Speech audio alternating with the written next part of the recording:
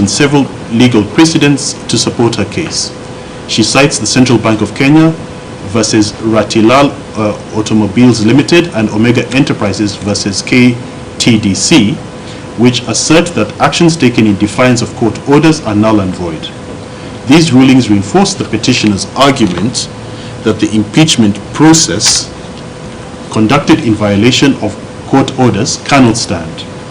The petitioner also invokes the Judicial Service Commission versus Speaker of the National Assembly 2013, which held that contemptuous acts, regardless of whether the contemnor was aware of the court order, are automatically invalid.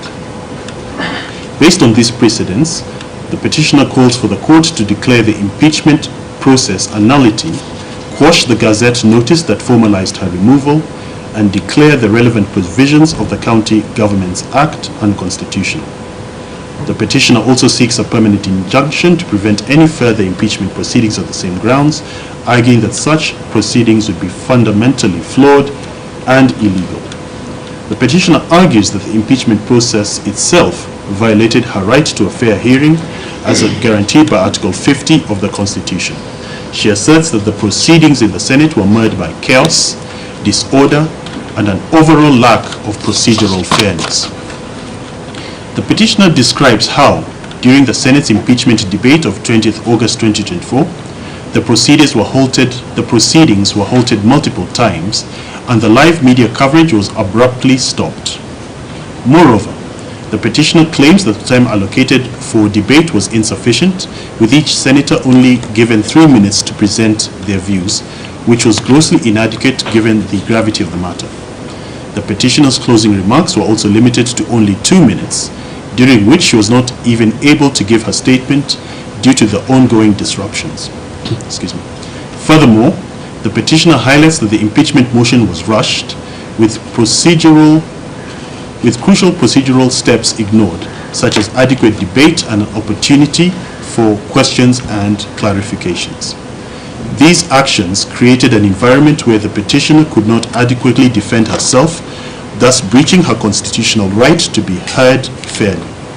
The petitioner emphasizes that the conduct of the Senate on that night rendered the impeachment process a mockery of justice and were indicative of a preconceived decision, a violation of her right to fair hearing before a fair and independent quasi-judicial body.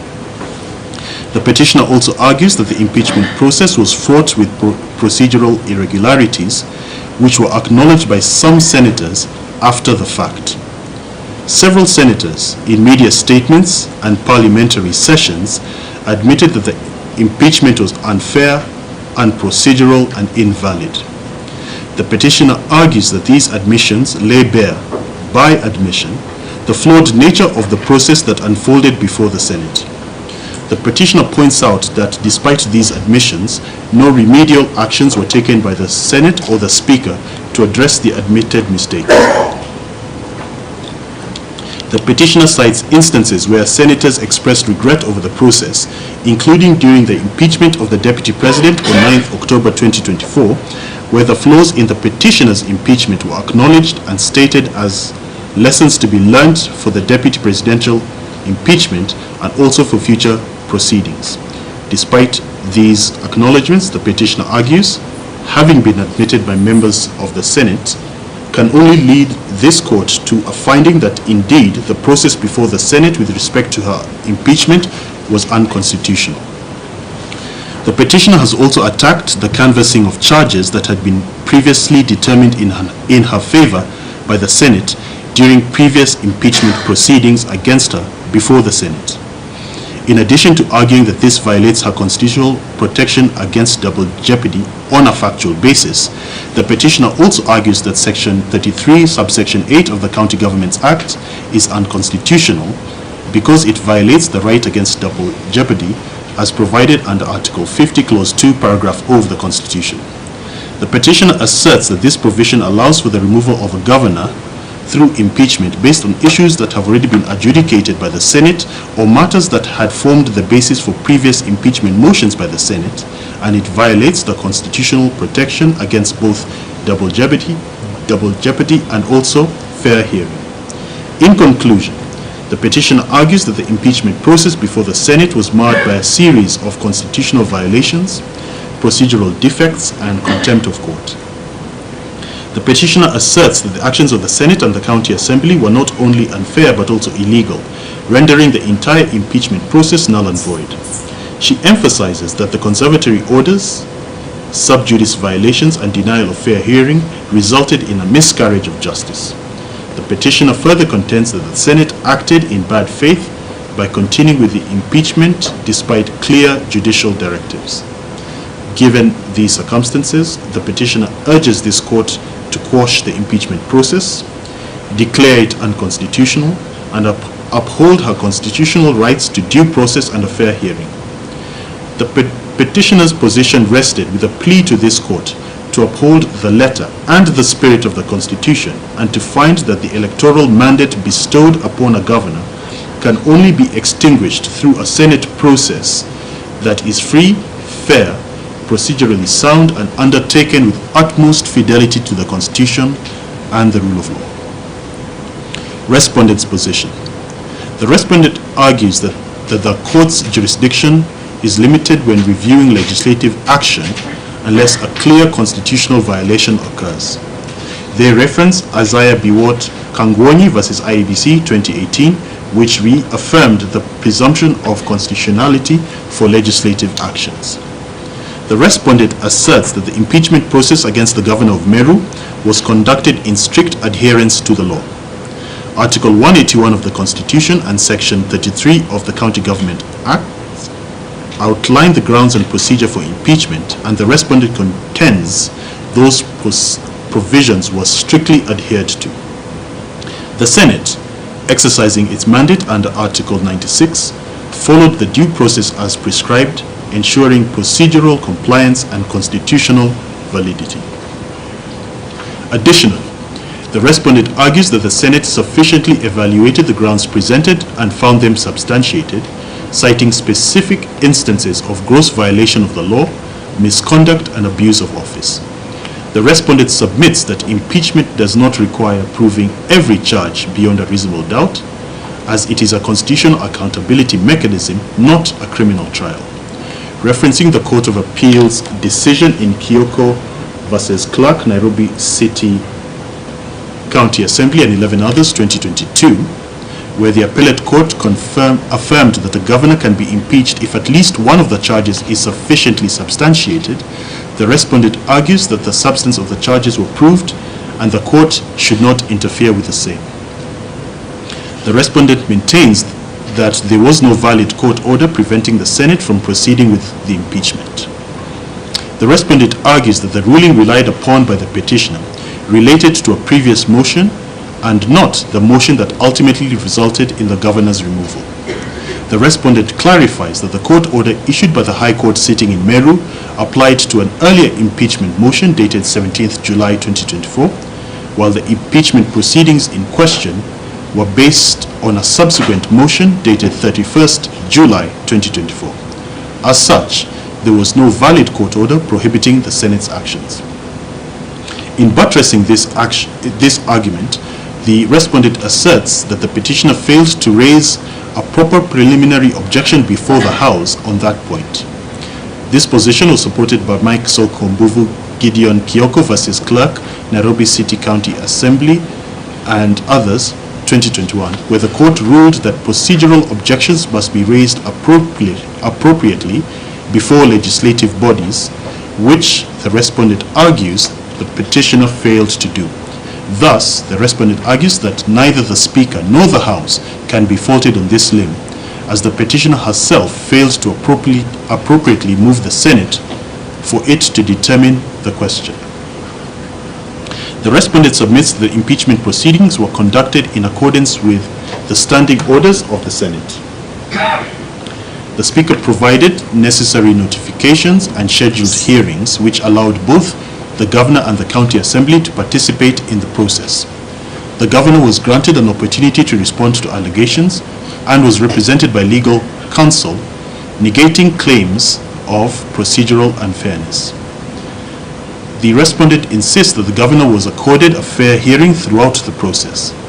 She was given an opportunity to respond to the allegations, was represented by legal counsel, and she had the chance to cross-examine witnesses. The respondent argues that the governor was given an opportunity to make closing remarks but declined to do so. The argument that she was denied the right to be heard is therefore unfounded, since she was fully represented by legal counsel who made statements on her behalf. The respondent cited Sonko v. County Assembly of Nairobi and 11 others, Supra, where the Supreme Court held that procedural requirements for impeachment are met, including proper notice, evidence presentation, and legal presentation, the decision is sound. The respondent justifies the decision to limit the debate on impeachment motion to 3 minutes per senator by arguing that this limitation was approved by the Senate in accordance with its standing orders, 111 of the Senate standing orders, which allow the House to impose such limits and guides how impeachment trials are conducted. The respondent adds that the motion to limit the debate was duly voted upon and passed by a majority of 31 to 9, making it a legitimate procedural decision and did not violate any constitutional provisions and is in accordance with established rules. The Speaker's decisions regarding procedural matters, including limitation of debate, were legally sound. The respondent references Uzalendo Institute for Leadership and Democracy versus Attorney General and another, 2021, where the court upheld parliamentary autonomy in regulating its internal procedures and argues that this court cannot interfere with the internal regulation of the proceedings of the Senate. The respondent also submits that the voting process in the Senate was conducted in strict compliance with standing orders. Senators voted electronically, with some manually casting their votes in accordance with procedural rules. The outcome of the vote reflected the will of the majority.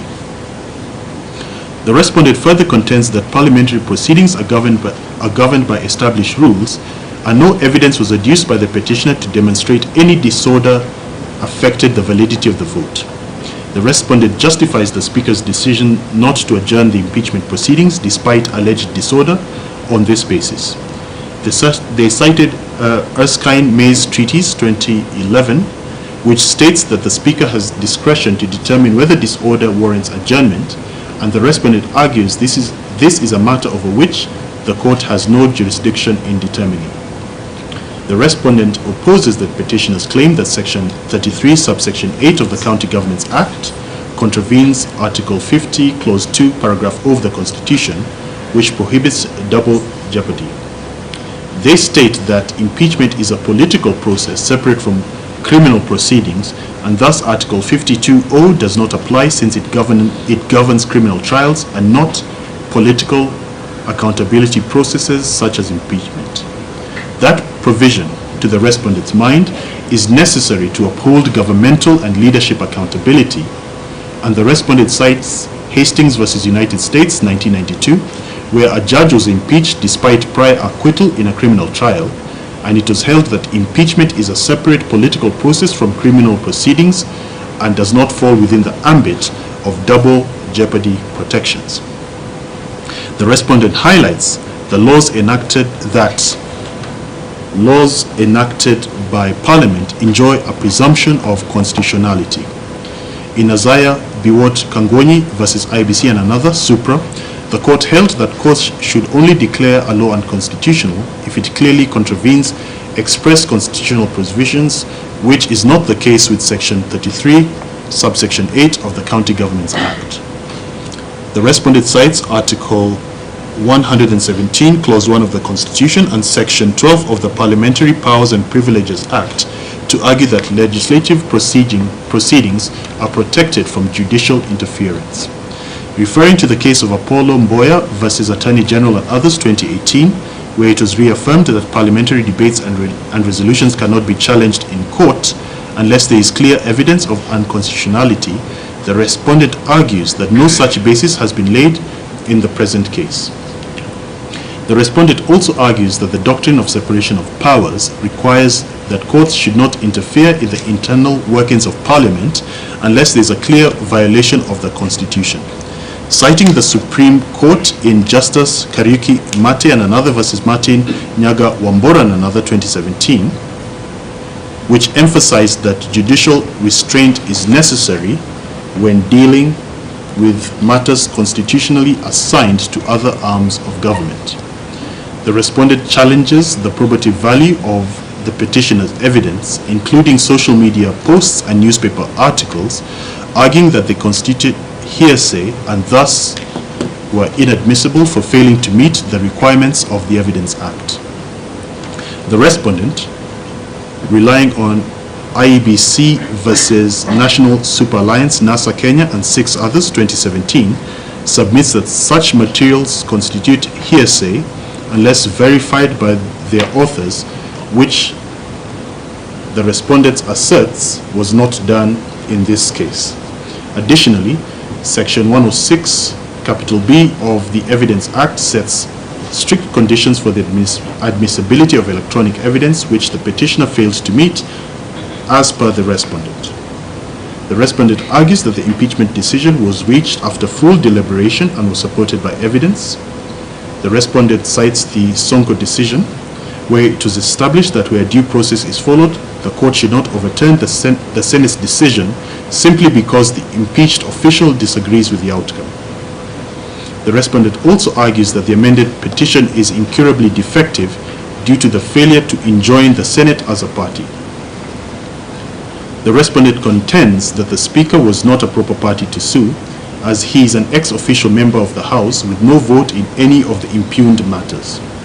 The respondent points out that the impugned decision and resolution were taken by the Senate and not by the Speaker, and further that the adverse prayer sought relate to actions and decisions of the Senate as a deliberative body exercising its voting discretion. And it is trite law that adverse orders cannot be sought against a party who has not been sued and is not participating in the proceedings. The respondent further notes that the petitioner had ample opportunity to cure this defect when granted leave to amend the petition, but she did not sue the Senate. Since the Senate as an institution made the decision to remove the governor, it is only that body that could properly respond to the claims raised and not its Speaker. The respondent, in canvassing this limb of its defense, points out that in the Meru High Court matter, number E013 of 2024, the County Assembly was sued by the petitioner, and not by the petitioner that the Legislative Chamber must be sued in order for adverse orders to be sought against it. The respondent asserts that the orders sought by the petitioner, including the nullification of the impeachment, are untenable because the process followed the law strictly, and the petitioner is in essence raising minor procedural lapses that do not go to the root of the matter and the substantive finding by the Senate. Adding that the petitioner cannot benefit from claims of procedural violations that she neither contested to or failed to challenge at the appropriate time, the respondent contends that the petitioner is clutching at straws in a feeble attempt at escaping the logical outcome of a just and fair constitutional process that found her liable for gross violations of both the Constitution and statute law. Finally, the respondent contended that the impeachment was not politically motivated or discriminatory, nor was it a preconceived decision. They argue it followed established legal frameworks and cited Bhavana Patel Mandalaya versus Chetan Arun Solanki 2021, where the court emphasized that evidentiary requirements must be met for claims of bias to succeed. The respondent concludes by urging this court to dismiss the amended petition in its entirety, arguing that the impeachment process was lawful, that the petitioner was accorded due process, and that the claims made in the amended petition are without merit. The respondent urges the court not to act in substantive merit review of whether the Senate ought to have affirmed or dismissed the charges against the petitioner, but rather only limit itself to whether the law was followed in the process, which the respondent emphatically affirms was the case. The Senate acted within its constitutional and legal mandate. The petitioner was granted a fair hearing, and the impeachment process met the required legal standards. Therefore, the order sought by the petitioner should not be granted. The first, second, and seventh interested parties' position supporting the amended petition. The seventh interested party's reply and written submissions were struck out by the court due to improper commissioning of the replying affidavit, which meant there was no underlying foundation for the interested parties' written submissions. However, it fully supported those of the petitioner and the first and second interested parties in support. The first, second, and seventh interested parties fully associated themselves with the petitioner's case and supported the amended petition wholeheartedly. In terms of fresh ground covered, the first interested party, the Council of Governors, argues that the court should uphold the sanctity of impeachment and not affirm a process that was marred by irregularities. The Council of Governors' position was that the present case is indicative of a worrying trend in which impeachment has become watered down and the bar for it has become too low. Additionally, the first interested party faulted the Senate for conducting the voting on a day that was not gazetted as an official sitting date, which renders the entire process unlawful in its eyes. To the Council's mind, the manner in which the impeachment was conducted raises fundamental questions about whether due process was followed, and if not rectified, it sets a dangerous precedent for future impeachments. The first interested party asserts that adherence to constitutional and statutory provisions is paramount in such weighty matters that directly affect the sovereign right of Kenyans to elect and be served by a governor of their choice. The second interested party, FIDA Kenya, highlights that the petitioner's fundamental constitutional rights were violated throughout the impeachment process, and this was part of a larger challenge faced by women in political leadership positions. The second interested party echoed the averments by the petitioner in her supporting affidavit that she was subjected to gender discrimination contrary to Article 27 of the Constitution, and the petitioner's right to equal treatment and equal protection of the law were manifestly violated by the Senate in its proceedings. Article 50 of the Constitution guarantees every person the right to a fair hearing, yet the petitioner was denied this right when she was not allowed to present closing arguments before the Senate. This deprivation goes against established legal practices and fairness standards, and this was submitted by the second interested parties. On the key constitutional requirements for impeachment, which is public participation, the second interested party notes that the process did not meet the constitutional standards required under the law. The second interested party also raises serious concerns about gender discrimination in the impeachment process. The petitioner, being a female governor in a society which both the petitioner and the second interested party stated has strong patriarchal structures, has been subjected to relentless political persecution. They observed that the impeachment marks the fifth attempt to remove the petitioner from office, suggesting a pattern of targeted victimization rather than a genuine accountability process. FIDA Kenya argues that women in leadership positions, particularly in highly patriarchal societies like Meru, face undue scrutiny and hostility.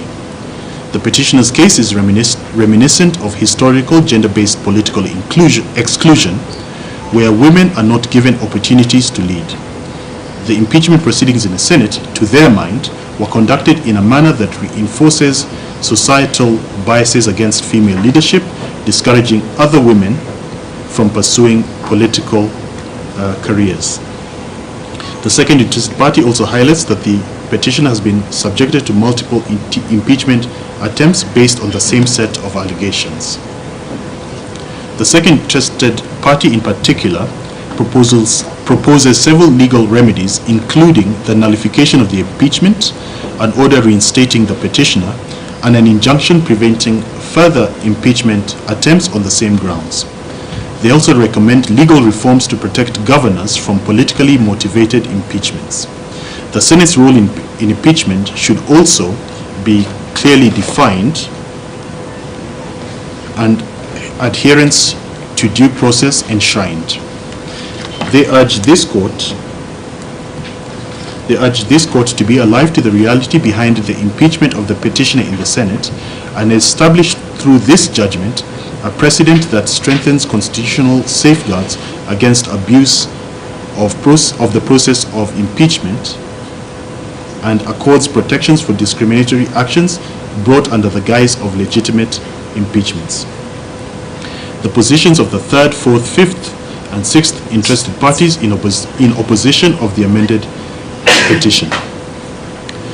In addition to treading the same ground as the respondent and fully supporting the respondent's opposition to the amended petition, the 3rd, 4th, 5th, and 6th interested parties oppose the petitioner's case and assert that the amended petition dated 23rd December 2024 fails to meet the constitutional standard of precision set out in Anarita Karimi Njeru versus Republic 1979.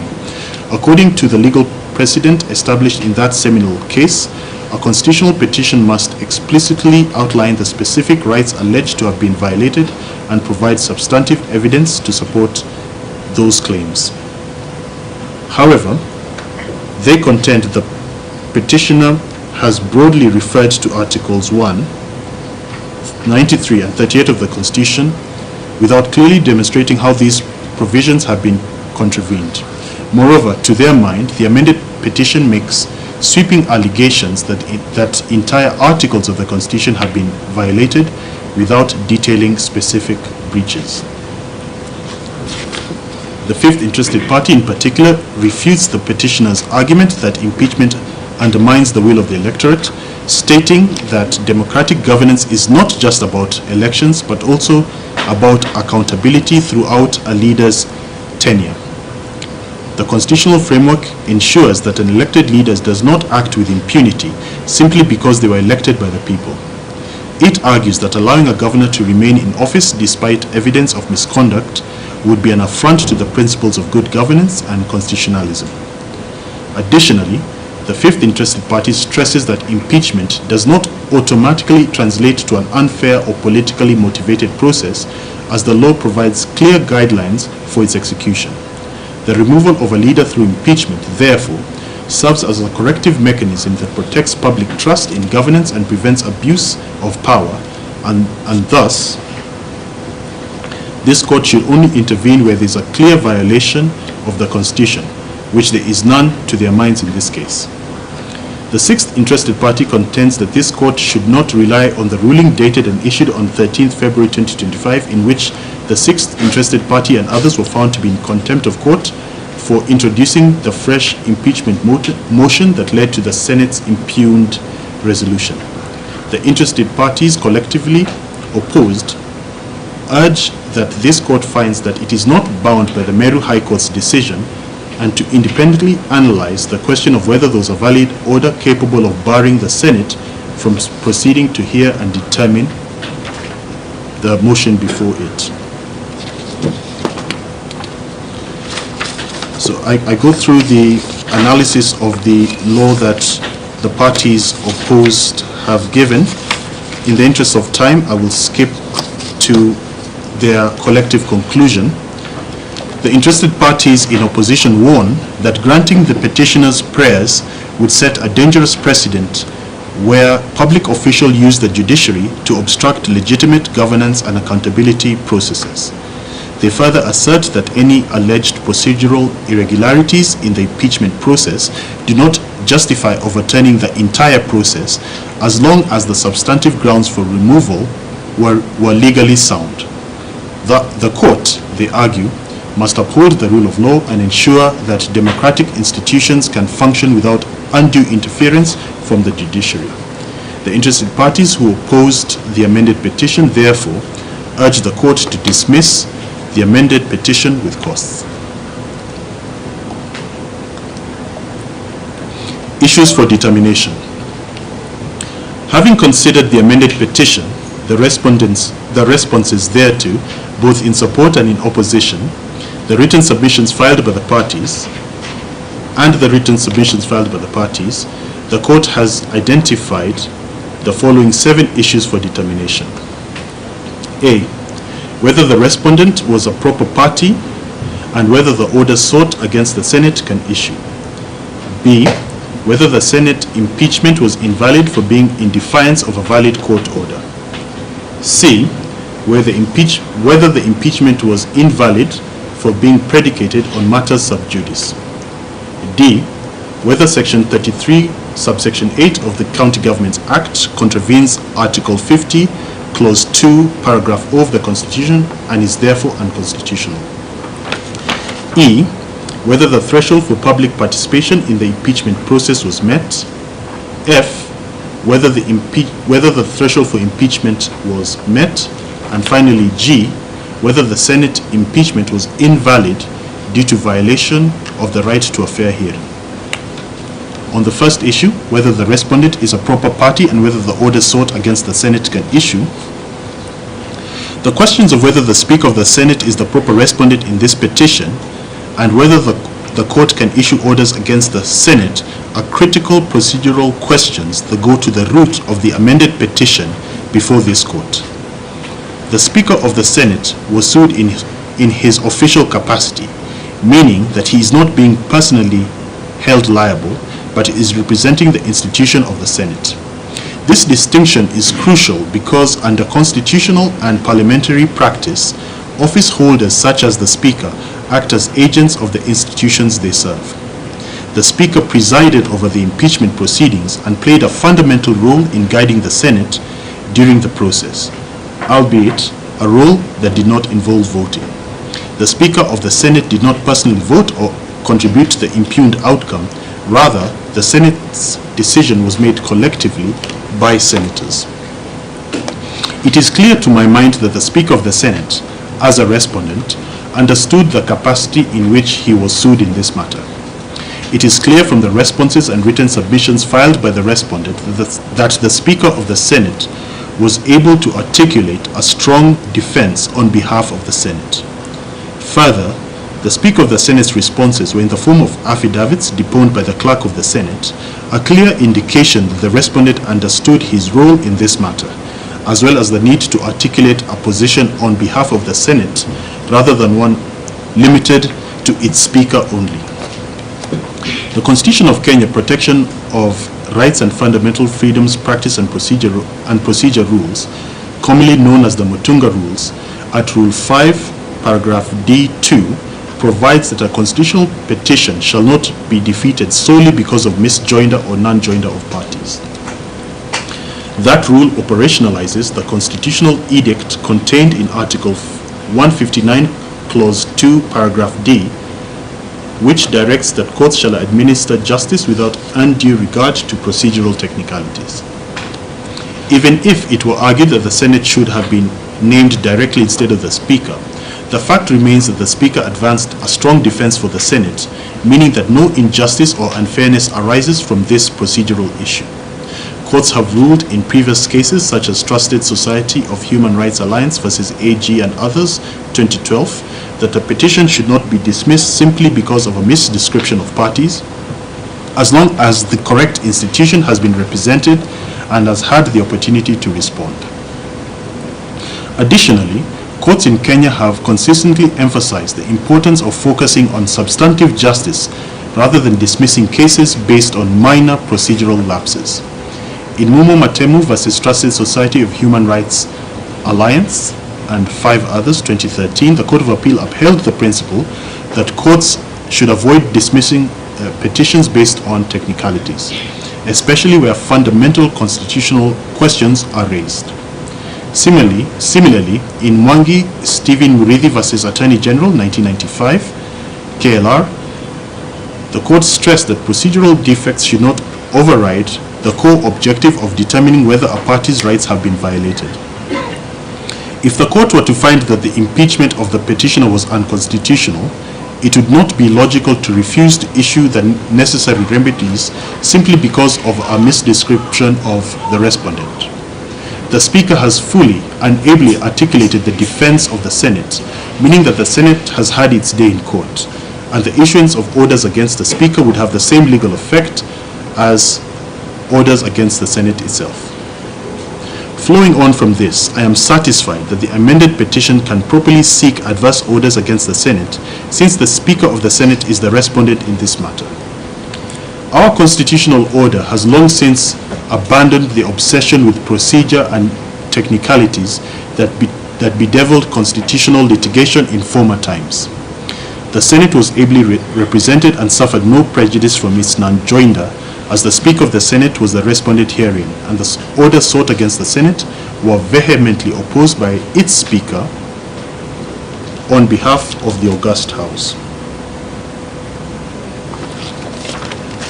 Consequently, it is the finding of this court that the Speaker of the Senate was a proper party in these proceedings, and that office's joinder as a respondent within the context of the amended petition before this court nevertheless enabled the Senate to raise and argue a strong defense, and the adverse order sought against the Senate can properly lie against the Senate despite its direct non-joinder if the amended petition were to succeed.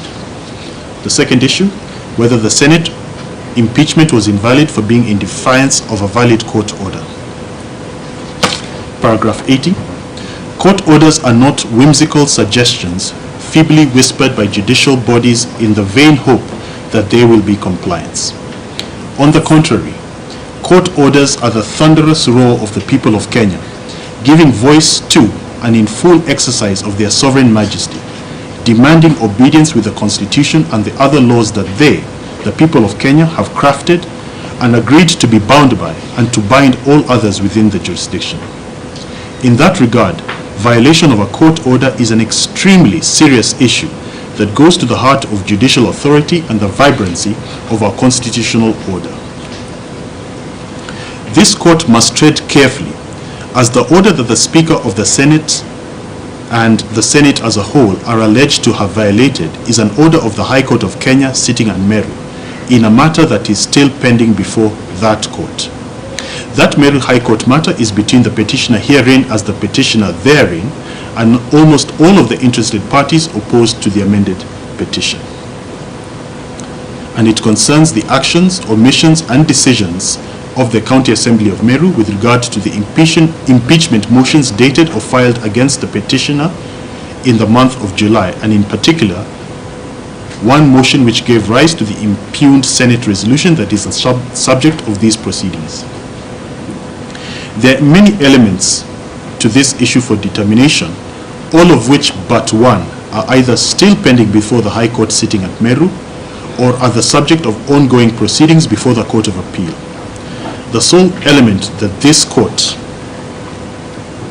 can safely carve out from the rest is the question of whether the Speaker of the Senate and the Senate, not being parties in those Meru proceedings, could have reasonably been expected to understand the Meru High Court's stated intention that the orders in the ruling dated 24th July 2024 by Kasan J applied to any future motions by the County Assembly, such as the one dated 31st July 2024, which is the subject of the Senate's consideration and impugned decision, in addition to the one referenced in the ruling being the motion dated 15th July 2024. That position was articulated clearly by the High Court sitting in Meru in its contempt of court ruling dated 13th February 2025. But that ruling came long after the Senate's impugned actions and decisions. Looking at the ruling and the orders therein, it would be reasonable to conclude that the Senate and its Speaker may not have immediately discerned that meaning from the wording of the ruling. Without being a party to those proceedings, I am satisfied that the Speaker and the Senate could not have been reasonably expected to appreciate the intention of the Meru High Court, and thus they cannot be faulted for proceeding as they did. I am equally satisfied that the petitioner herein failed to properly advance the issue of the court order before the Senate, I agree with the respondent that a letter to the Speaker of the Senate is not the proper way to raise a preliminary objection as per the Senate's internal rules, any more than a letter to a judicial officer would be a proper way to raise a preliminary objection before a court. While it can be argued that the Senate should have sought judicial clarification before proceeding with impeachment, I find that it would have been better for the petitioner, a party in those Meru High Court proceedings, to have been proactive and placed that material clarification before the Senate, in addition to properly moving the Senate as per its internal rules. The petitioner ought to have extracted the order from the ruling of Kasan J and formally placed it before the Senate, or filed the necessary process before the High Court sitting in Meru to create an express situation where the Senate could not have proceeded without expressly violating a court order of which they had direct knowledge. By not doing so, the petitioner created a gap in which the benefit of doubt must favor the respondent and the Senate. Additionally, this court notes that the Court of Appeal at Nyeri, in a ruling dated 5th March 2025 in civil application number E020 of 2025 as consolidated with civil application number E021 of 2025, has ordered as follows. I will not read the order. The Court of Appeal is now seized with the wider question of whether there was a valid Meru High Court order capable of being violated and resulting in contempt of court. All this court can safely determine is that the Senate's resolution cannot be justly quashed on the basis of an alleged violation of the Meru High Court's orders in circumstances where the ruling and orders dated and issued on 24th July 2024 by the High Court sitting in Meru were likely unclear to persons not being parties to those proceedings, such as the respondent herein, and whose interpretation may be successfully challenged in the Court of Appeal, and whose interpretation and application in August of 2024 is still the subject of court proceedings in other fora in March of 2025. On that basis, the respondent and the Senate should be and are given the benefit of the doubt, and I find that the petition has not established to the required legal standard that the respondent and the Senate violated a valid court order for the purposes of these proceedings. Paragraph 88. That being said, it would be remiss of this court not to speak plainly on what would have been the outcome had the petitioner laid that basis. Simply, the amended petition would have succeeded on that ground alone. If it was settled or open to be settled by this court that the impeachment motion before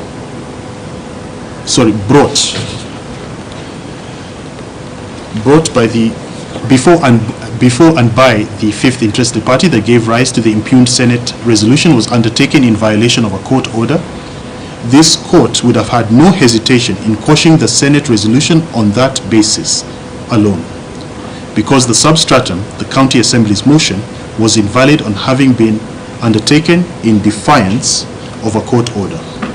Even a good faith action by the respondent and the Senate is liable to be quashed if the underlying and preceding actions by a county assembly are found to have been illegal and thus invalid.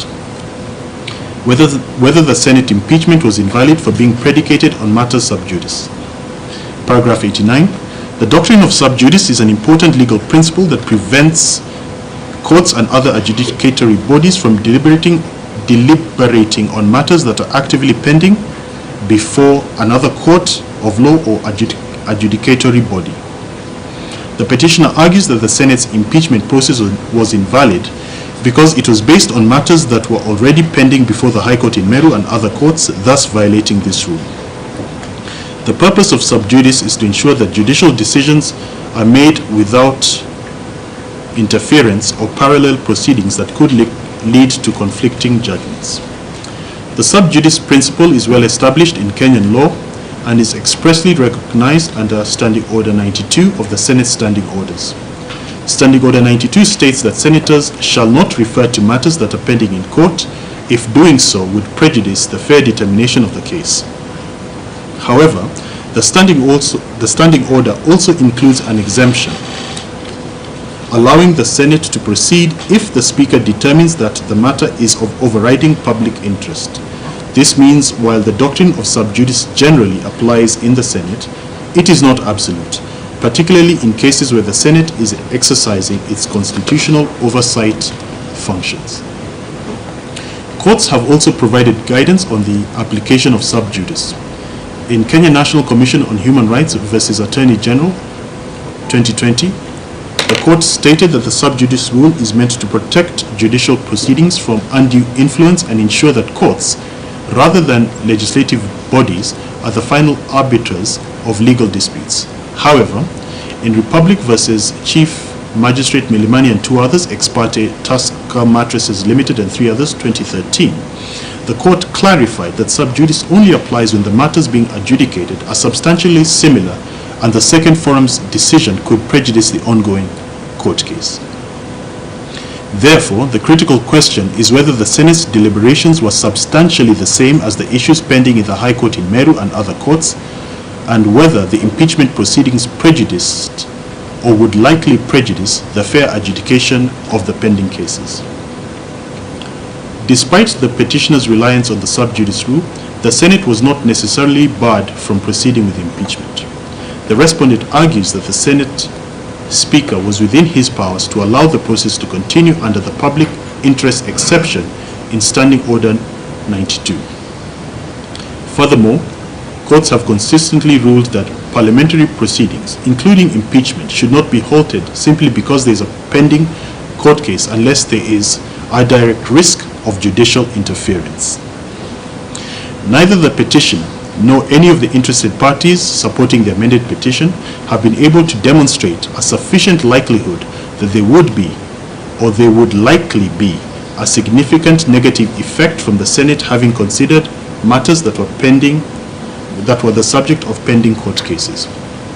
A Senate resolution that touches in whole or in part on a subject matter that is pending in courts of law is, of course, not binding on those courts.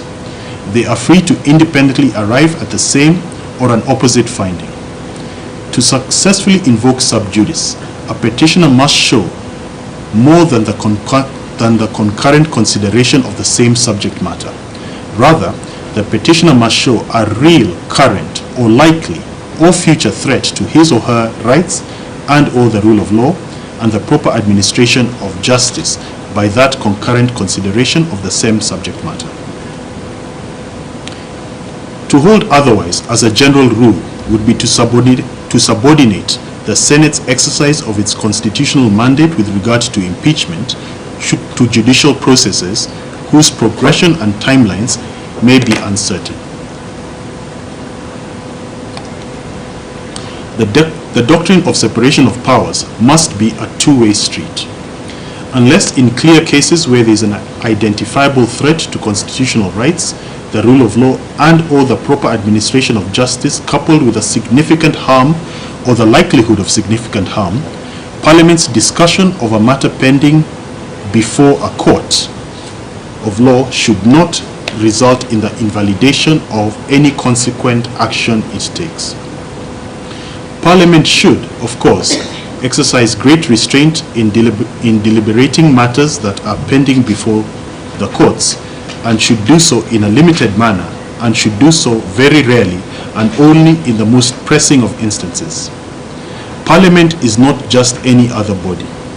It is a collection of elected and nominated representatives of the people of Kenya, sitting in two houses that are deliberative chambers with immense gravitas and the ability to shape and sway public opinion. I note that the petitioner has articulated a similar sub judice challenge in the Meru High Court matter, directed at the proceedings before and by the County Assembly. This court's findings on sub judice are limited to the four corners of this amended petition and the impugned proceedings and resolution of the Senate, and this court makes no finding on that sub judice element as it applied to the County Assembly's proceedings. In conclusion, under this limb, it is the finding of this court that the amended petition has not successfully laid the required basis for interference by this court with the resolution of the Senate on the grounds of sub judice. Next, whether Section 33, subsection 8 of the Constitution of the County Governments Act contravenes Article 50, Clause 2, Paragraph O of the Constitution and is therefore unconstitutional. At this juncture, it is proper that this court comments on the petitioner's choice of filing and arguing two distinct High Court constitutional petitions concurrently. One in Meru against the County Assembly's actions and another in Milimani, Nairobi against the Senate's impeachment process. The respondent and the interested parties who oppose the amended petition have unsuccessfully argued that the present proceedings are sub judice, those pending before the Meru High Court. And they are unsuccessful in that regard because even from their own filings, it is clear that they appreciated the distinction between the two cases. With regard to Section 33, subsection 8 of the County Governments Act and its alleged unconstitutionality, the petitioner has conceded that an identical prayer has been advanced in the petition pending before the High Court sitting at Meru. Given that the Meru matter was filed first in time, it is fit and proper that it be the one to determine this issue, notwithstanding that the parties herein all extensively submitted on this limb of the amended petition. By filing two distinct petitions in two different stations, the petitioner has created an uncomfortable situation where, in essence, there is a possibility of the petitioner enjoying two bites at the cherry, as it were. Perhaps more importantly, the petitioner's choice of crafting two distinct petitions with minimal overlap, such that consolidation would not be automatic, has had the consequence of denying a single court a bird's eye view of the entirety of the process from the inception at the County Assembly to the Senate resolution, and thus forcing two High Court stations to tread carefully so as not to stray into the other's case. To be clear, this was not forum shopping, but rather it was clever lawyering, where the petitioner's counsel identified a loophole that they could use to the benefit of their client. By drafting and filing a petition before this court in which all the allegations were limited to the Senate stage, and by only suing the Senate Speaker, perhaps fully aware that the County Assembly and its officers would be forced to join the proceedings through applications for joinder, the petitioner has created a situation where she now has two opportunities for success rather than just one. As discussed earlier under the limb of the court order and whether it was violated, this court is limited by the amended petition to only the Senate stage aspect of that limb, with the petitioner still having another opportunity in the County Assembly stage challenge of the same limb, which is pending before the High Court in Meru. As we continue to fine-tune the practice and process of litigation in the High Court on the subject matter of gubernatorial impeachments, this is certainly a loophole that must be firmly closed by the courts in future impeachments, if a similar situation were to arise. This would not only make adjudication of the dispute more wholesome and comprehensive, but it would also ensure that all the petitioner's grievances are laid before a single court, which would be able to take a holistic view of the matter rather than being constrained to a more limited view. Therefore, while the constitutional validity of Section 33, subsection 8 of the County Government Act poses legitimate legal questions, both in favor of and in opposition of its constitutionality, this court declines to determine the same within this judgment, as the same is pending before the Meru High Court in a related matter which was filed earlier in time. Whether the threshold for public participation was met in the impeachment process. The issue of whether the threshold for public participation was met in the impeachment process is central to the petitioner's argument that the impeachment proceedings were unlawful. Public participation is a constitutional requirement under Article 10, Clause 2, Paragraph A, and Article 196(1)B of the Constitution of Kenya 2010, which mandate inclusive and meaningful citizen engagement in government decision-making, including legislative processes such as impeachment. However, public participation in impeachment proceedings primarily occurs at the County Assembly level rather than at the Senate level, since the County Assembly is the initiating body that formulates and debates the impeachment motion before transmitting it to the Senate for the final determination. The petitioner contends that the public participation process was inadequate or manipulated, thereby rendering the entire impeachment invalid. However, the respondent and the interested parties who support the respondent maintain that public participation was conducted in compliance with legal requirements, and any challenge to its inadequacy should be directed at the County Assembly rather than the Senate. Once more, this court is treading delicately so as not to stray into the province of a petition that is pending before the High Court in another station, and thus refrains from an in-depth analysis and determination of this issue, despite the parties having canvassed it at great length. This situation, as stated earlier, is a direct consequence of the drafting and filing choices made by the petitioner, which resulted in two live but distinct petitions pending before the High Court sitting at Meru and sitting at Milimani, Nairobi. Given that the petitioner has not sought adverse orders against the County Assembly, the court finds it procedurally improper to determine this issue in the present petition, as it is already being addressed in a separate case before the Meru High Court, in which the matter of public participation is at the core of the petitioner's grievance against the County Assembly.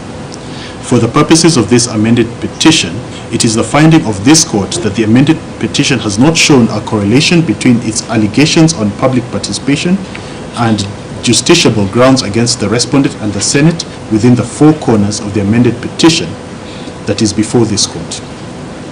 The next issue, whether the threshold for impeachment of the petitioner was met.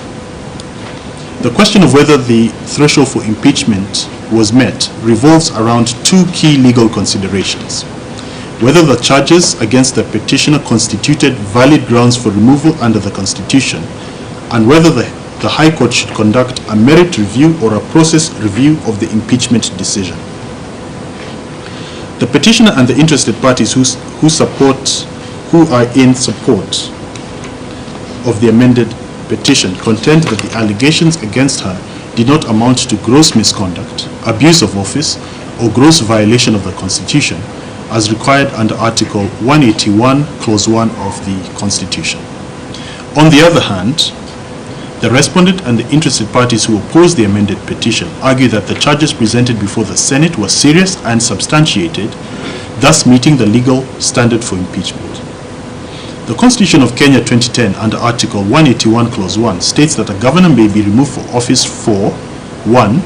Gross violation of the Constitution or any other law; 2. There being serious reasons to believe the governor has committed a crime under national or international law; 3. Abuse of office or gross misconduct; or 4. Physical or mental incapacity to perform the functions of the office. These requirements are mirrored in Section 33 of the County Governments Act, which outlines the procedure for impeachment, requiring an initial resolution by the County Assembly followed by a Senate hearing and vote. The Senate is tasked with evaluating the sufficiency of the charges and determining whether the evidence meets the constitutional threshold. Courts have consistently ruled that impeachment is not a purely political process, but one that requires objective and verifiable evidence of wrongdoing. Several landmark cases have clarified the legal threshold for impeachment, reinforcing the principle that impeachment must be based on substantive proof of serious wrongdoing. In Martin Nyaga Wamboro v. Speaker of the Senate and others 2014, the Court of Appeal held that impeachment must be based on evidence of gross violations of the law, not on minor procedural errors or political differences. The decision emphasized that governance mistakes or administrative inefficiencies did not automatically amount to gross misconduct warranting removal from office. Similarly, in Governor Ferdinand Waititu v. County Assembly of Kiambu and the Senate 2020, the High Court ruled that impeachment should not be misused as a tool for political maneuvering, but must be based on serious and substantiated allegations.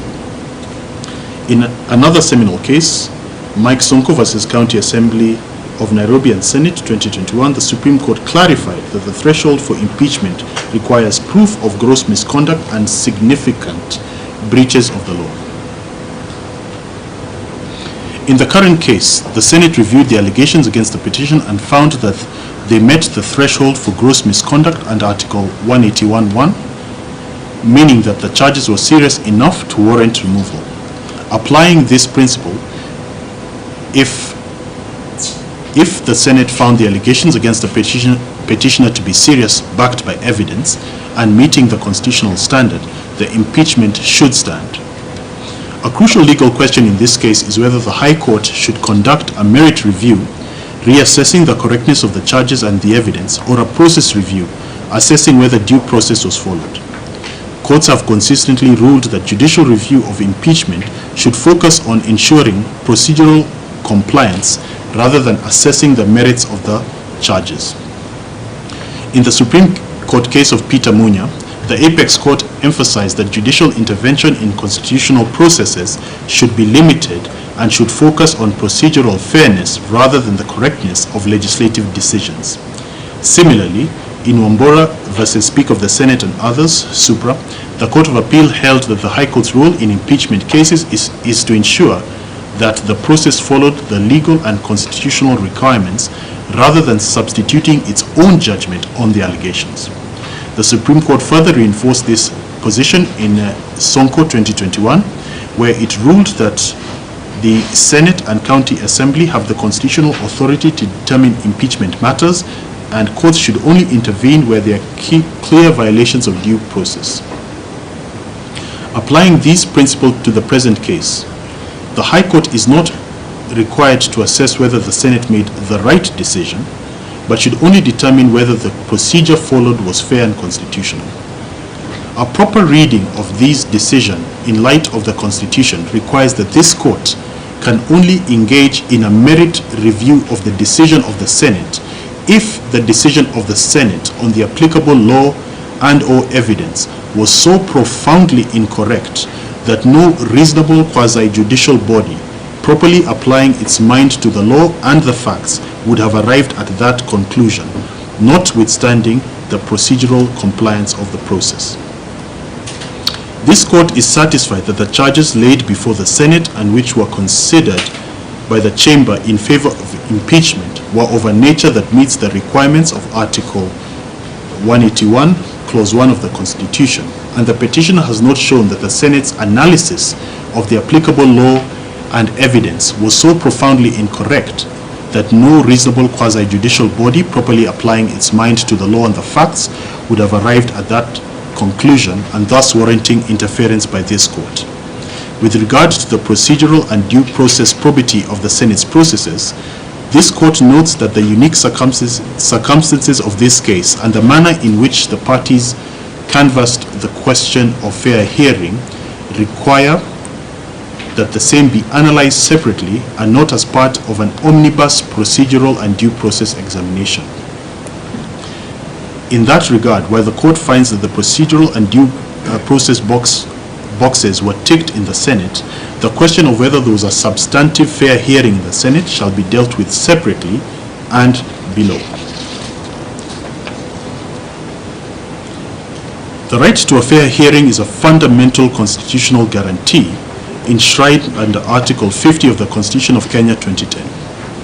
The petitioner claims that her impeachment was invalid due to the alleged violation of her right to a fair hearing during the Senate proceedings, a position supported by the first, second, and seventh interested parties, but strenuously opposed by the Respondent and the third, fourth, fifth, and sixth interested parties.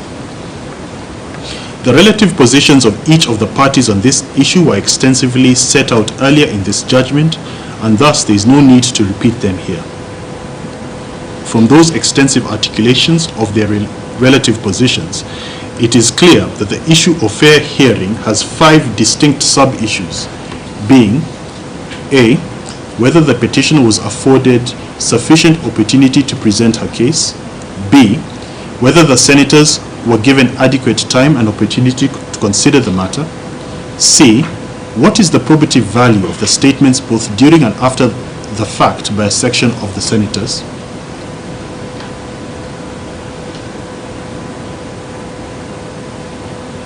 So it should be 6. D, whether there were disruptions or disorder of a nature as to deny the petitioner a fair hearing. E, whether in the Senate proceedings the petitioner was subjected to discriminatory or unfair treatment. And F, whether there is evidence that there was a preconceived outcome and thus the hearing before the Senate was a sham. The question of whether the petitioner was afforded a sufficient opportunity to present her case requires an examination of both the individual milestones in the hearing process as well as an overall view of the entire Senate process. In both aspects, the petitioner has provided evidence in the form of the Hansard that shows that the procedural milestones were met and they were of a sufficiently proper nature as to insulate them from an adverse finding by this court. The petitioner may disagree with the overall outcome of those steps and how they connected as a whole, but the petitioner has not shown a deficiency in each or in all as a collective that would require this court's interference. Another aspect of the petitioner's argument is that she was only given 2 minutes to make a personal statement at the conclusion of the proceedings and that she did not get the chance to deliver it. However, the court's review of the Hansard and video recordings indicates that the Speaker of the Senate granted her the opportunity to speak. The uncertainty regarding whether she remained silent by choice or whether there was a technical issue with her microphone does not alter the fact that she was given the opportunity to address the Senate. Moreover, her legal counsel did not raise any objections during the proceedings, either regarding the time allocation or any technical difficulties. Courts have previously held that a party who fails to object to a procedural issue at the appropriate stage cannot later claim to have been denied a fair hearing. In Republic versus Public Procurement Administrative Review Board and another ex parte Gib Africa Limited and another 2012, the court ruled that a party who fails to raise an objection at the appropriate stage of proceedings cannot later claim to have been denied a fair hearing. Since the petitioner did not object at the time, and there is no evidence that she was prevented from speaking, the claim that her right to a personal statement was violated lacks merit. Similarly, the petitioner has failed to show that the senators did not have sufficient time and opportunity to consider the matter. The respondents and the interested parties who oppose the amended petition are correct in stating that it is not for this court to impose its own view on how much time should have been allocated or how the matters should have been laid before the senators, but rather to see if they meet the basic requirements of a fair hearing.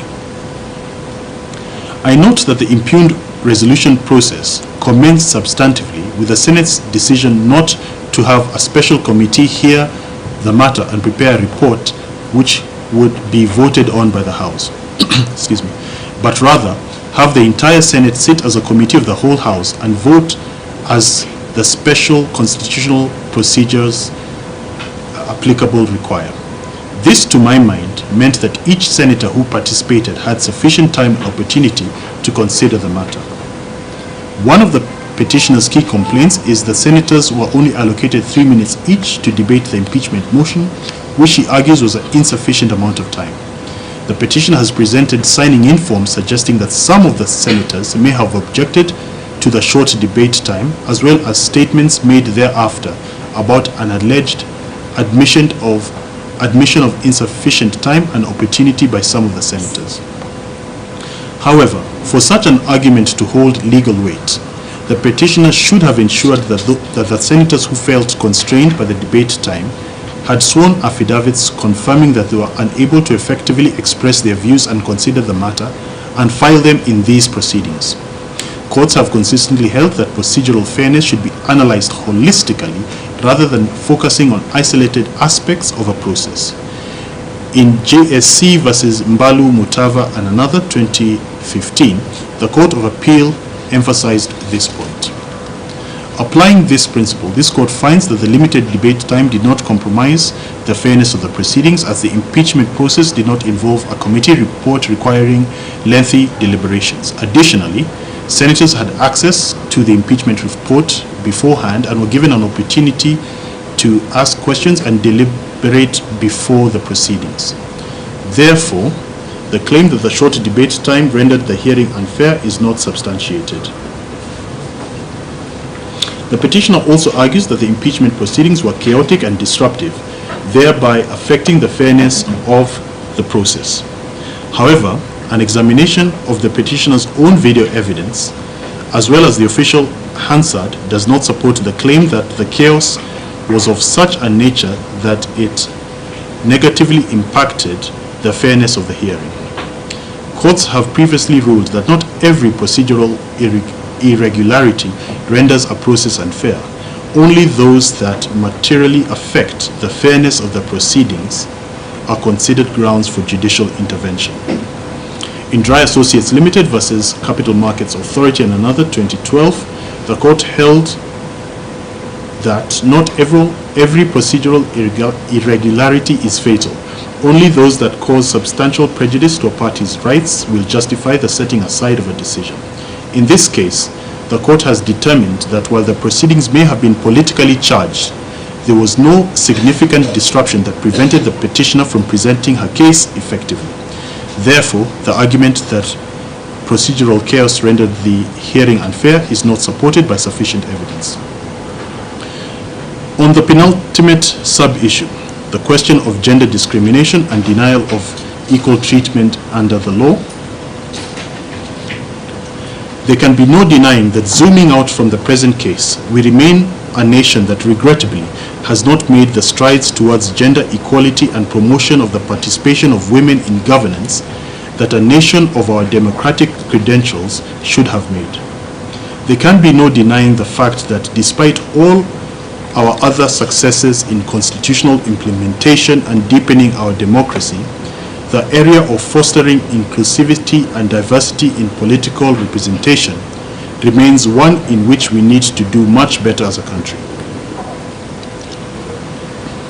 It is difficult for women to successfully demonstrate gender bias and denial of equal protection of the law in the governance arena, because more often than not, these biases and discriminatory treatments are not brought out starkly by those who perpetrate them, but rather they are subtle yet significant actions, decisions, and omissions that create an unequal playing field for women. That being said, the petitioner and the second interested party have not particularized this complaint with specific reference to the Senate's proceedings, or shown an aspect or element of the proceedings before the Senate that show gender bias against the petitioner. Perhaps this is because, while we have a wider problem with gender bias, the Senate conducted its proceedings strictly without any form of gender bias against the petitioner. Had the contrary been demonstrated to the required standard, then on this sub-issue of 7 main issues, this court would have had no hesitation in quashing the Senate's resolution. The final claims raised by the petitioner relate to the dating of the Gazette notice and the clerk of the Senate's letter, as well as the speed with which the Senate conducted the impeachment vote. The Senate contends that the Gazette notice and the clerk's letter were both dated 20th August 2024, despite the vote taking place on 21st August 2024, which she argues is a proof of a predetermined decision. Under Section 107 of the Evidence Act, the burden of proof is on the petitioner to establish that these documents indicate a premeditated decision rather than being the result of a typographical or clerical error or even a good faith mistake. The petitioner failed to provide evidence to refute the simpler explanation that the date discrepancy was a minor administrative oversight rather than the much more serious claim of a proof of a rigged or predetermined process. Similarly, the claim that the Senate rushed to conclude the impeachment or sat on non-gazetted days has not met the required threshold,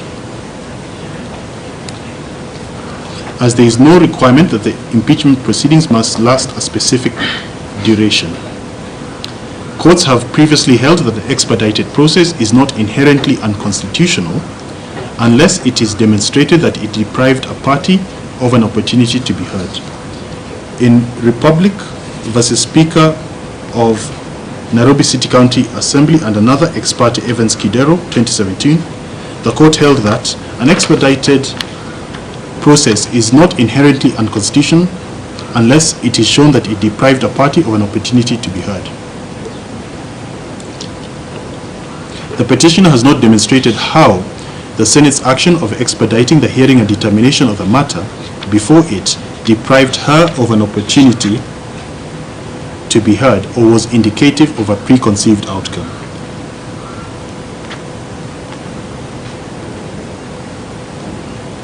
An analysis of all the applicable evidence demonstrates that the petitioner was accorded all the procedural safeguards necessary for a fair hearing, including the opportunity to present evidence, respond to both allegations as well as questions from the senators, oppose the county assembly's position, and make a final statement.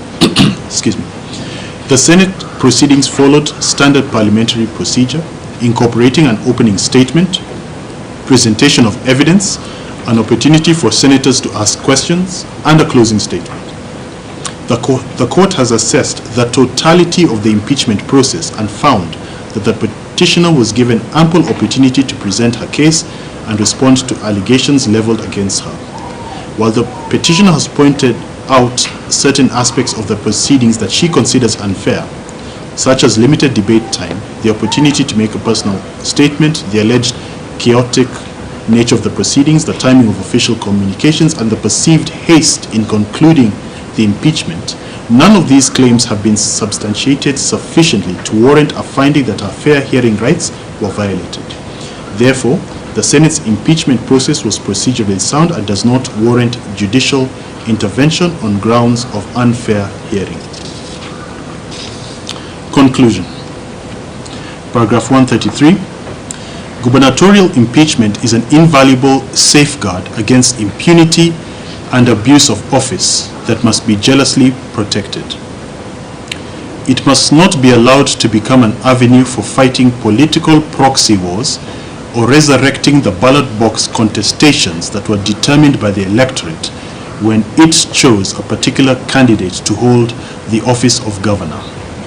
In that regard, the Senate, as a national legislative body that is able to rise above the din of the county-level gladiatorial arena, is uniquely placed to safeguard the sanctity, probity, and vitality of this very important accountability measure.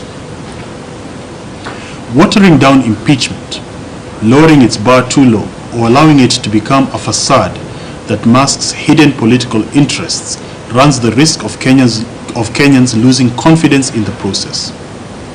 Interventions by the courts come further down the impeachment path, and thus it is the duty of the primary duty bearers, the concerned county assembly and thereafter the Senate, to ensure that impeachment remains as constitutionally envisaged. Turning back to the present case, and in light of the foregoing, the inescapable conclusion is that the amended petition dated 23rd December 2024 has not met the required legal threshold for success. As outlined above, certain aspects of what was laid before this court and submitted on extensively by the parties has been reserved for determination in another forum, a situation occasioned by the petitioner's choice to split her grievances into two petitions pending before two different high court stations. What this court could safely determine without falling into sub judice was insufficiently articulated for finding in favor of the petitioner. While ordinarily courts would follow the event, in the circumstances of this matter, I am satisfied that it is fit, just, and proper that each party bears its own costs. Before I rest my quill by penning the disposition and final orders, I must thank the learned counsel for the parties in this matter for their industry, adherence to strict and short timelines, and the professional courtesy they extended each other. The breadth of their written submissions and the manner in which they ably highlighted those submissions orally made this court's task of judgment writing a lot easier. I would also like to thank the parties for maintaining decorum while attending court sessions, despite this being a highly emotive and charged matter. Disposition and final orders. Consequently, and for the following reasons, this court finds and determines that A. The amended petition dated 23rd December 2024, which is the subject of the proceedings herein, is found to be without merit and is dismissed accordingly. B. The Gazette Notice number 10351, volume CXXV1, number 130, dated 20th August, published on 21st August 2024, and issued by the Respondent, communicating the decision and or resolution of the Senate to remove the petitioner from office as the governor of Meru County by way of impeachment, is affirmed for the purposes of these proceedings. C. Consequent to A and B above, the subsequent constitutional and statutory actions are free to take place as per the applicable timelines. And D. Each party shall bear their own costs. Dated, signed, and delivered in open court on this 14th day of March 2025.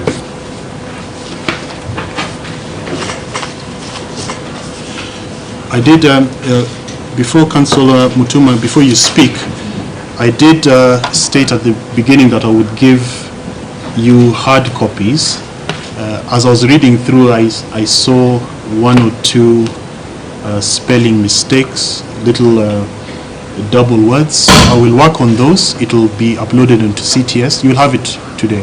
So I'll do that. You'll have it on CTS today. I have signed the hard copy as required by the law with my handwritten corrections of those spelling mistakes. Yes, Councillor Mutuma? Yes, thank you, Your Lordship, for the judgment. We note the expedition nature in which the court has been able to dispose of this matter. Yes. My instructions, Your Lordship, is that we note from your judgment that a majority of the issues raised in the petition remain unresolved. Yes. And have been shelved and reserved for determination by the petition pending in Meru. Yes. We are therefore of a strong position that there is need to grant the petitioner an opportunity to have those issues which are the majority heard and determined.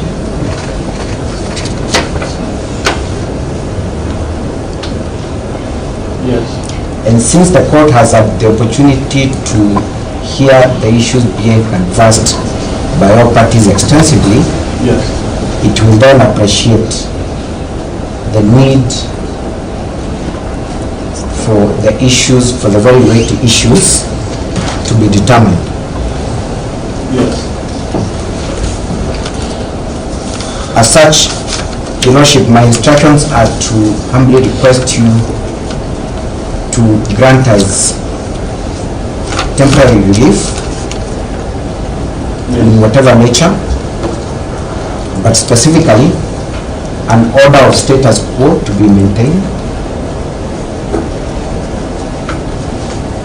in the prevailing period, aim to allow the petitioner ably prosecute the issues pending before the Meru Court. Yes. And secondly, to also consider exercising a right of appeal in the Court of Appeal.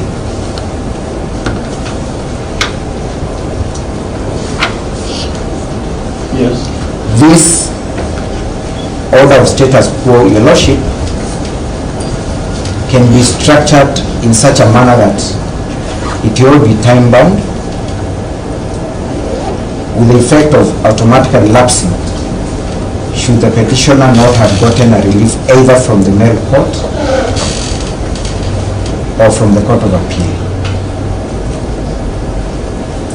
We submit, Your Lordship, that there will be absolutely no prejudice on any of the parties if orders of status quo are maintained. In any case, it is the situation that has been prevailing since August 2024.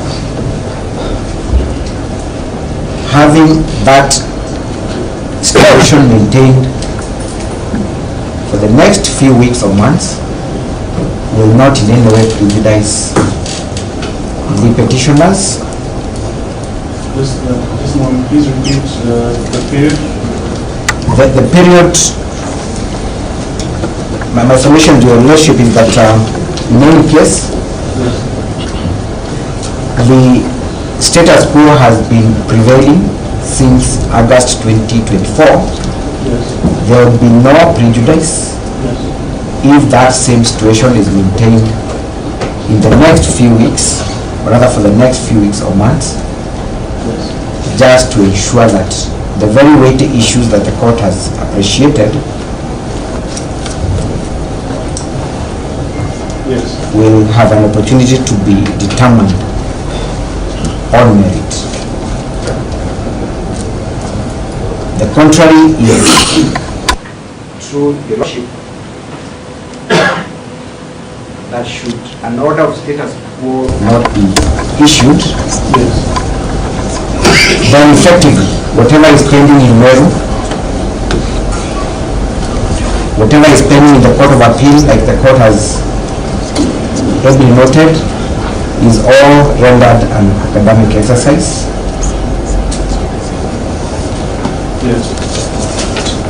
By date of Article 23, we humbly request the court to issue conservatory orders post judgment. And to expedite our next move, Your Lordship, we humbly then request the court to direct the Deputy Registrar to supply us with typed proceedings in this matter.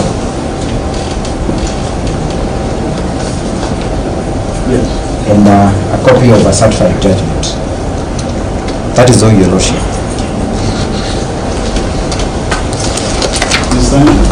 Yes, thank you, my lord. My lord, we oppose the application for the first reason that this court has identified. You oppose? Yes, we oppose the application. My lord, in your judgment, this court has identified that the petitioner's action of approaching two different courts was for this purpose exactly. This application is not to dismiss the respondents from enjoying the fruits of their judgments after this court has sat and had parties on merit. I know it is not true that there will be no prejudice. The court has found that on merit, the Senate did conduct a proper process within the law.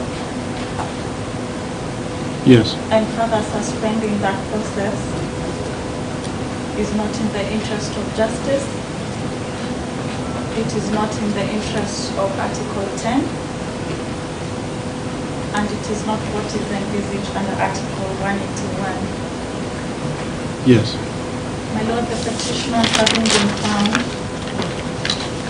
to be worthy of living office pursuant to Article 181. She has remedies in other courts, but at this point, this court is found insufficient. My Lord, the Meru Court is seized of the matters pending before it, and you have rightly declined to deal with those matters. That court can make appropriate orders concerning this issue. That court can quash any process. They have the power to do that based on the material before them, which is not before you this afternoon. My Lord, in the Wajir impeachment case, the court quashed the impeachment and the process proceeded after that. But for this court to be asked to take action based on the matters before the court in Meru is not proper, and it is negating the judgment delivered this morning, and further suspending a proper decision of the Senate. My Lord, we oppose. Thank you.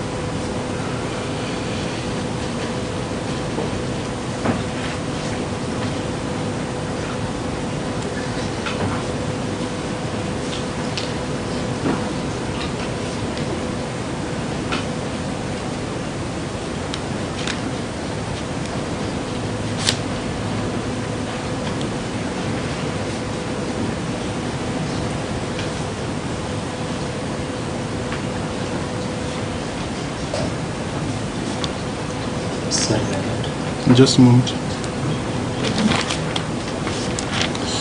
So we have quite a number of interested parties. So I will call on one from each side. First interested party, Councillor. Thank you, Madam. Yes. Thank you for the industry that the court has shown in determining this dispute within the timelines that it has so down. My Lord, we wish to submit to associate ourselves with the application by the petitioner. With regards to the request for a status quo order, this will enable the parties to ventilate the issues that the court has so referred to the petition that filed in mail. Yes. These interim orders will be able to avoid the disruption of the governance. We also wish to request for time copy of the proceedings as well as certified copies in time. That is all I'm saying.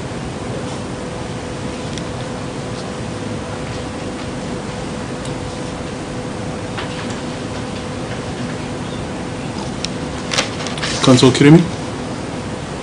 Thank you, my Lord.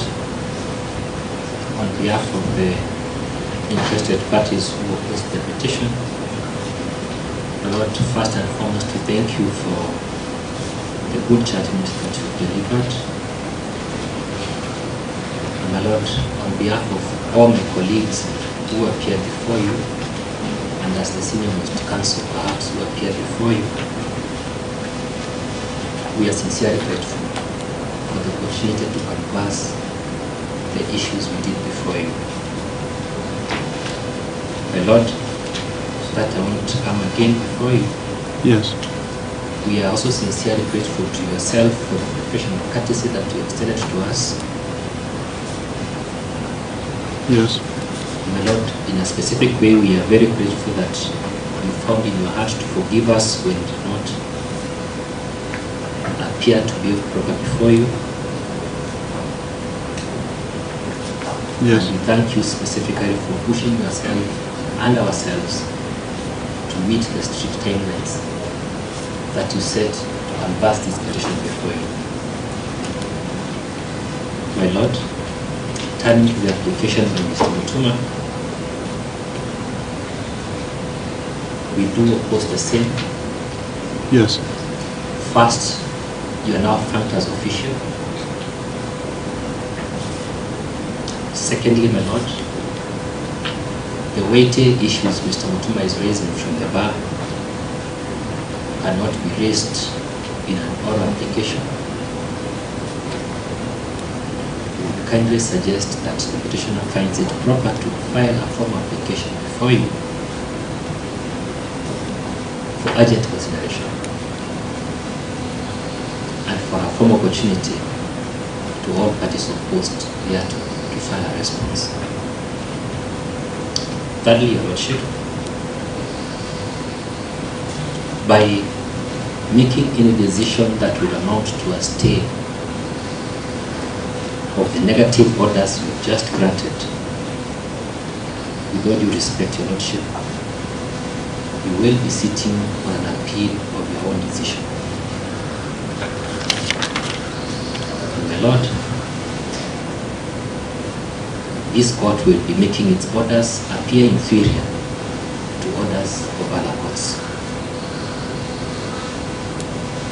We urge your lordship not to be persuaded at all to grant any orders of status quo. Lord, fourthly, Yes. there is grave injustice and prejudice that is going to be suffered by the people of Meru and the voters of whom I represent by an order of status quo or stay or an umpteenth time applied for conservatory order. My Lord, that will be in breach of Article 10 and Article 1 of our Constitution. My Lord, fifthly, we are alive that the petitioner has a right to appeal against the decision. The superior courts may grant orders of stay if they properly says to that legal mandate. But your Lord, as far as you're concerned, you've done your work. We kindly ask you not to allow a stay of that decision even for a second. Because we have been waiting for this judgment. The court has rendered itself. It's upon all of us as parties to take up our other rights, and the constitutional frameworks and set standards should now take effect. We are established. Thank you. So give me about 5 minutes to write. Yes. The amount is not on the website. I applied for 5 minutes, Your Lordship. Because we have so many interested parties, if I extend to yourselves, for fairness, I'd have to extend to others. It's a straightforward issue. I think every counsel who walks into a court in this country and beyond has an application for stay in their mind, or how they will attack an application of stay if their side has won. So I'd request that you allow me to give my ruling, and we leave it at that. Thank you.